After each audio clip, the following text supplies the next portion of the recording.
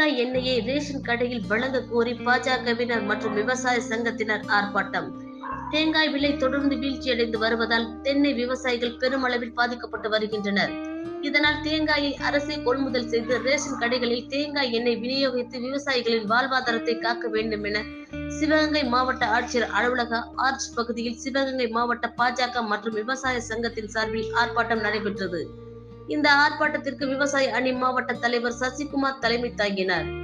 மாநில விவசாய அணி துணைத் தலைவர் SR தேவர் முன்னிலை வகித்தார். இந்த ஆர்ப்பாட்டத்தில் பாஜக மாவட்ட தலைவர் மேப்பல் சக்தி, சரவணன், மணிமேகலை, ராமலிங்கம், பாஜக நகர தலைவர் உதயா, சுகனேஸ்வரி, பாலா, சதீஷ் உட்பட சுமார் 100க்கும் மேற்பட்ட விவசாயிகள் மற்றும் பாஜகவினர் கலந்து கொண்டு கண்டன கோஷங்களை எழுப்பினர். இதனை அடுத்து மாவட்ட ஆட்சியரை நேரில் சந்தித்து கோரிக்கை மனுவை கொடுத்தனர்.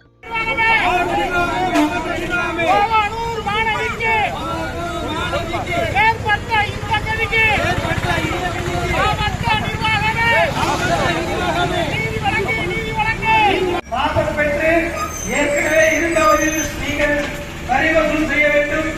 மேலும் எங்கெல்லாம் தண்ணீர் முதல்ல வராமல் இருக்கும்.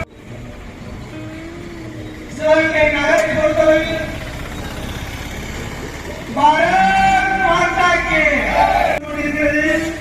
அதுக்கு சமீபத்திய உதாரணம் குடிநீர் கட்டணத்தை இந்த குற்றச்சாட்டையும் ஏற்காமல் தண்ணி வழங்குவது சம்பந்தமாக முடிவெடுக்காமல் ஒரே அடியாக தலைவர் நகராட்சி ஆணைய தலைவர் ஒரு பதிலையும் சொல்லியிருக்கிறார்.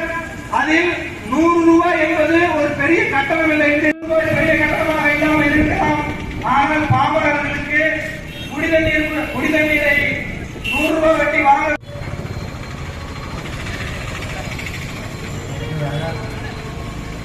விவசாய மாவட்ட செயலாளர் மரியாதைக்குரிய சகோதரர்